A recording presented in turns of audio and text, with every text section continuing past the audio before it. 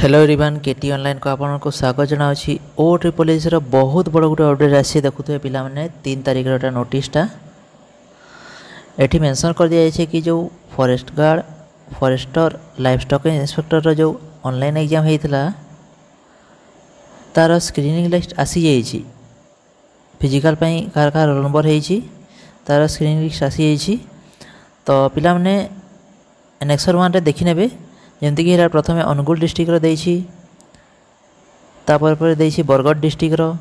सेमती ही सब डिस्ट्रिक्टर ये मेंशन कर दिखाई और लास्ट एटा सुंदरगढ़ डिस्ट्रिक्टर अच्छी तो पिला माने जहाँ जहाँ होती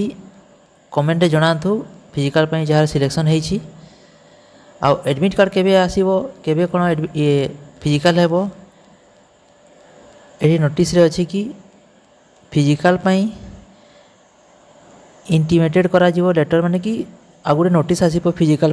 केबे हेबो बोली कि आ एडमिट कार्ड भी सेठी मेंशन करा जीवो केबे केबे डाउनलोड करिए बोली कि तो पिला माने फिजिकल भी रेडी रहंतु भलसे एबे जहाँ जहाँ हो जाइछि तो एटा थला ओ ट्रिपल एस रो फॉरेस्ट गार्ड विषय नोटिसटा जदि वीडियो इन्फॉर्मेटिव थला भल लागिला वीडियो को लाइक चैनल न सब्सक्राइब वीडियो को शेयर कर देंतु धन्यवाद।